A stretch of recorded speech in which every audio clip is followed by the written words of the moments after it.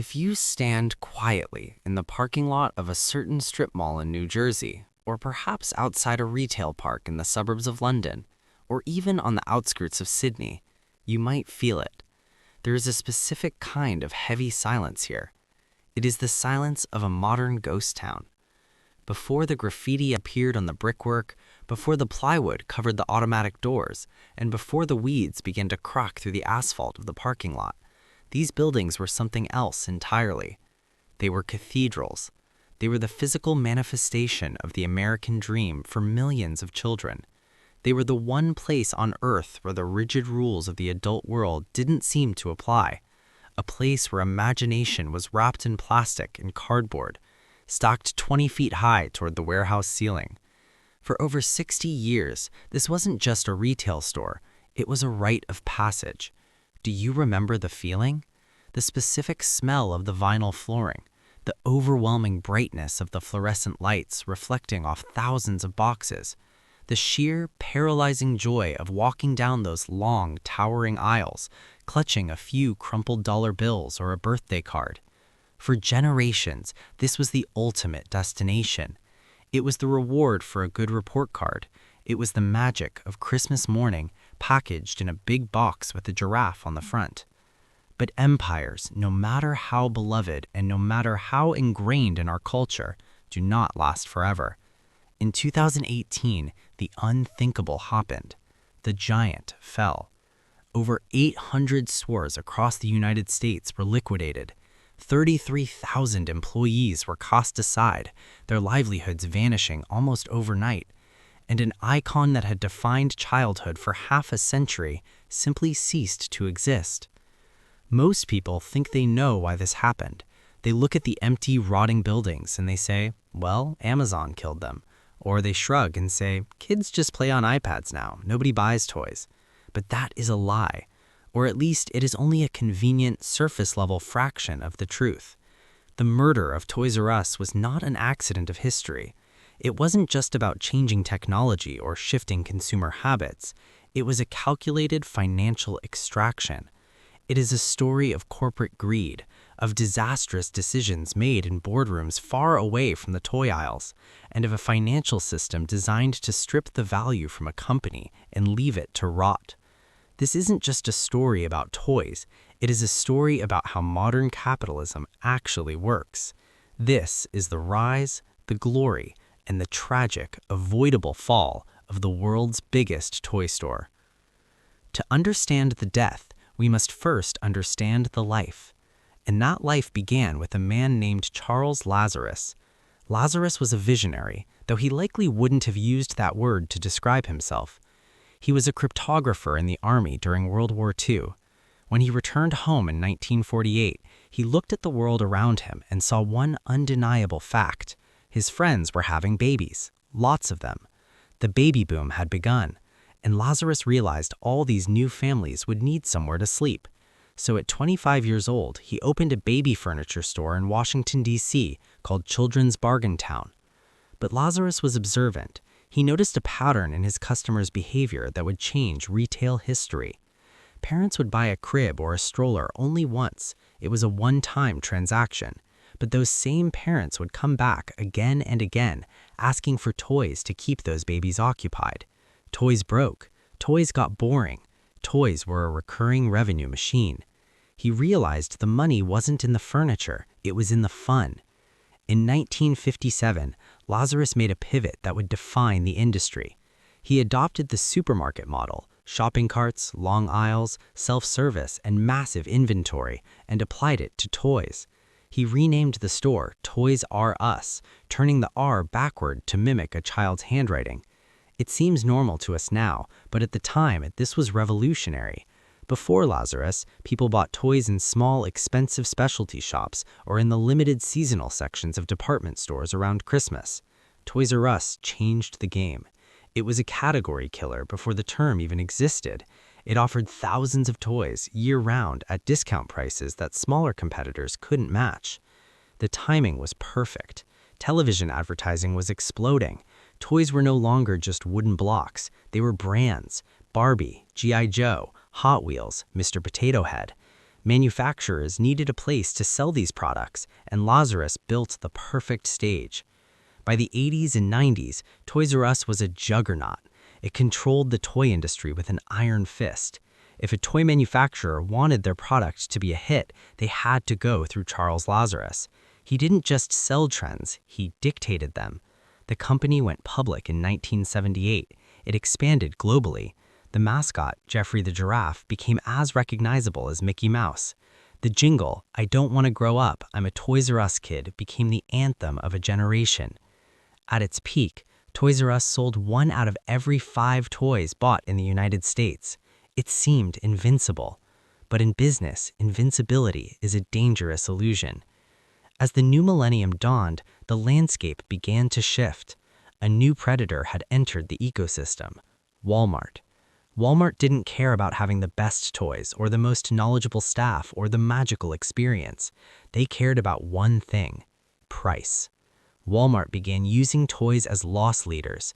They would sell popular toys at a loss, losing money on every Barbie sold just to get parents into the store to buy groceries and household goods.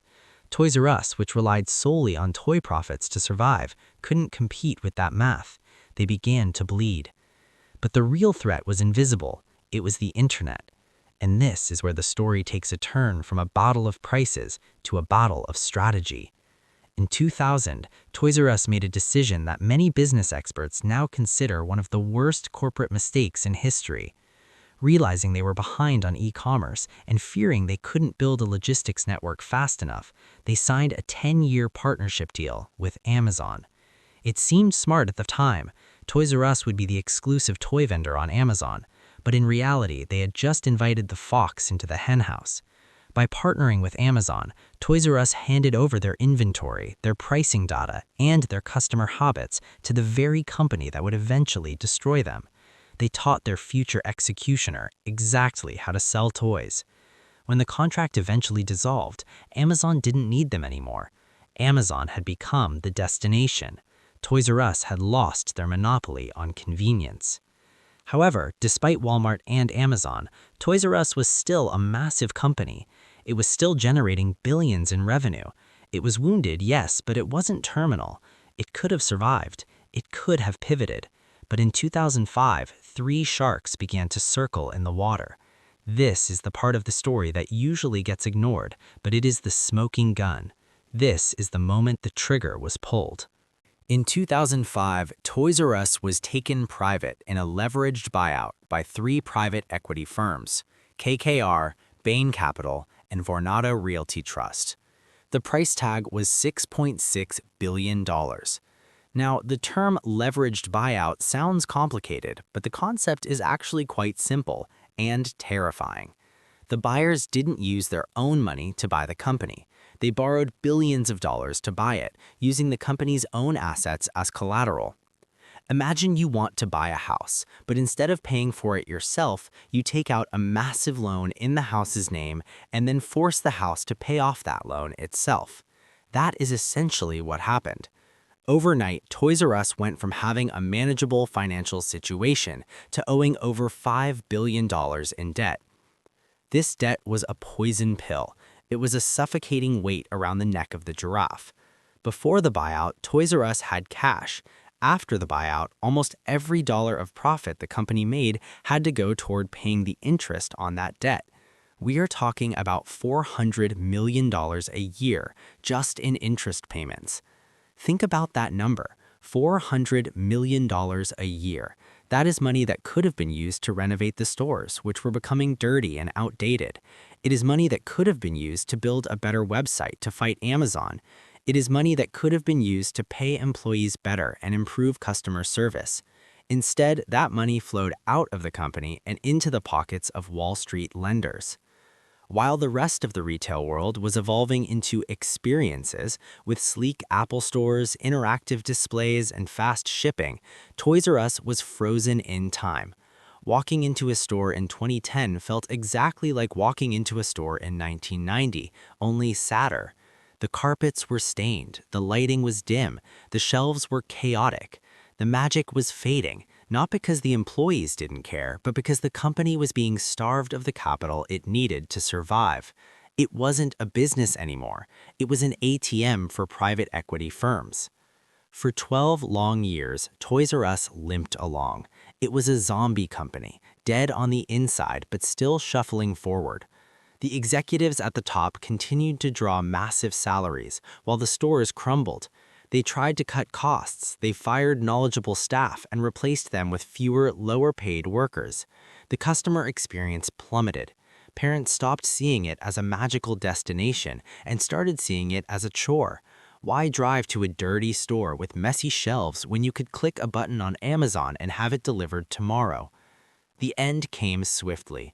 In September 2017, crippled by the mountain of debt and facing a disastrous holiday season, Toys R Us filed for Chapter 11 bankruptcy protection. At the time, they promised the public that this was just a restructuring. They said they would stay open. They said they would emerge stronger. But the debt was too heavy, and the creditors were too impatient. The suppliers, the companies that made the toys, got scared.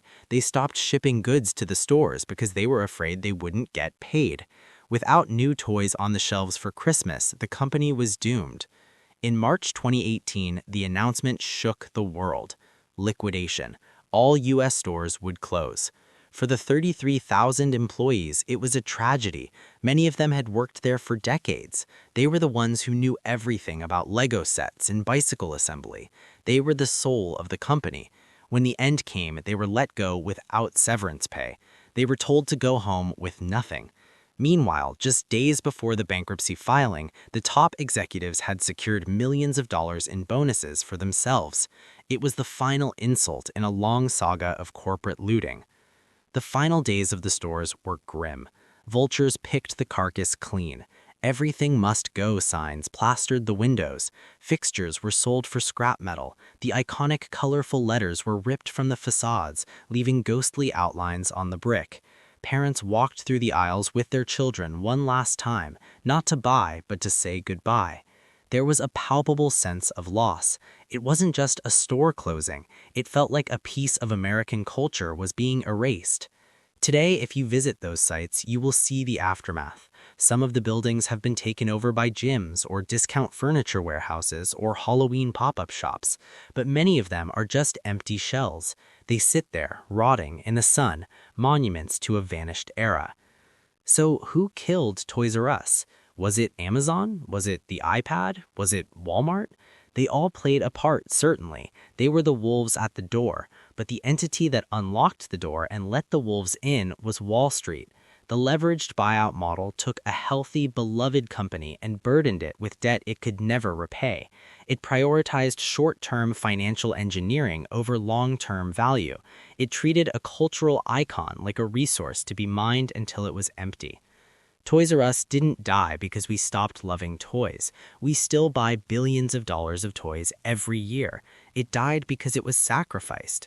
We didn't just lose a store. We lost a shared experience. We lost the tactile feeling of running down the aisle, heart pounding, looking for that one magic box that would make everything all right.